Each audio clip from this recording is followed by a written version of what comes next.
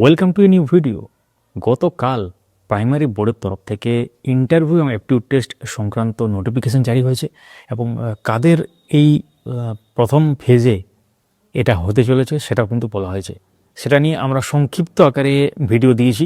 সেখানে কী কী বলা হয়েছে সেটা আমরা সম্পূর্ণ বাংলাতে বলেছি।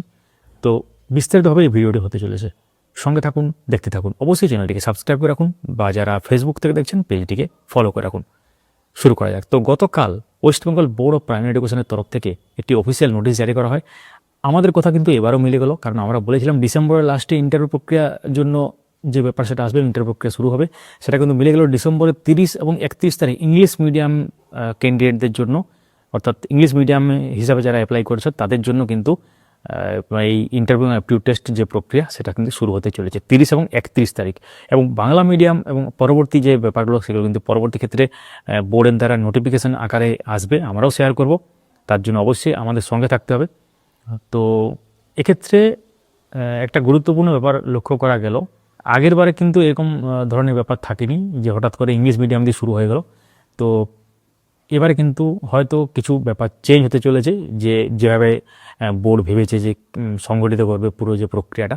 কারণ ডিসেম্বরের লাস্টে ধরুন শুরু হচ্ছে, এরপর আস্তে আস্তে বাকিগুলো হবে। তো এটা হচ্ছে খুবই বড় ব্যাপার। কী কী ডকুমেন্ট নিয়ে যাবেন এবার আমরা তাহলে একটু বিস্তারিতভাবে দেখে নিই, কারণ খুবই গুরুত্বপূর্ণ। ডকুমেন্ট কোনো যদি মিস হয়ে যায় তাহলে কিন্তু অসুবিধার কারণে দাঁড়াবে আপনাদের ওখানে যখন ভেরিফিকেশন হবে। অনেকেই বলছেন ভেরিফিকেশন কবে হবে, ইন্টারভিউ কবে হবে? আর একদিনই হবে। মানে প্রথমে ভেরিফিকেশান হবে, তারপরে আপনি ইন্টারভিউ টেবিলে যাবেন। মানে ওটা প্রথমে গিয়েই কিন্তু ভেরিফিকেশান হবে।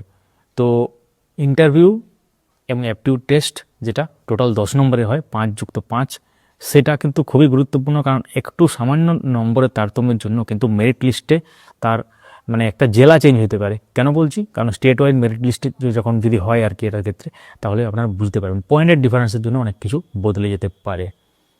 তো চলুন দেরি না করে দেখে নেওয়া যাক নোটিশটা বিস্তারিতভাবে।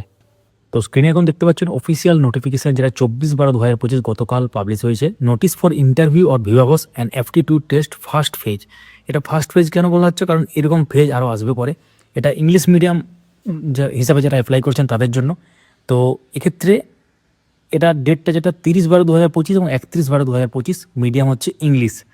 তো এর সাথে কিছু গুরুত্বপূর্ণ ডকুমেন্ট এখানে বলা হয়েছে, যেগুলো আপনারা অরিজিনাল সাথে কিন্তু সেলফ অ্যাটেস্টেড ফটোকপিস নিয়ে যাবেন, একাধিক নিয়ে যাবেন ফটোকপি। তো call letter for interview downloaded from portal of WVP, অর্থাৎ পোর্টাল থেকে, একটু পরে আমরা আসছি ব্যাপারে। তো তারপর হচ্ছে downloaded document of TET qualification ও TET eligibility certificate, admit card ও মাধ্যমিক পরীক্ষা অর সার্টিফিকেট এজ প্রুফের জন্য, মার্কশিট অ্যান্ড সার্টিফিকেট ও Madhyamik and equivalent examination, marksheet and certificate of higher secondary and equivalent examination, marksheet and certificate of 2 year DLED or DED special education or 4 year BLED or its equivalent examination. এগুলো কিন্তু training কোয়ালিফিকেশনের মধ্যে পড়ছে, বাকি কিন্তু eligible নয় এই অনুসারে আর কি। Marksheet and certificate of graduation যদি ইপি অ্যাপ্লিকেবল হয়, এটা কাস্ট সার্টিফিকেট, এবং তার সাথে এটাও কিন্তু ইপি অ্যাপ্লিকেবল, এবং বাকি আদার্স যে ডকুমেন্ট তার সাথে পরিচয়পত্র যে ব্যাপার সেটাও কিন্তু আছে। ভোটার কার্ড, আধার কার্ড এবং passport size photograph 1 copy self attested, আপনি মাল্টিপল কপি নিয়ে যাবেন অবশ্যই।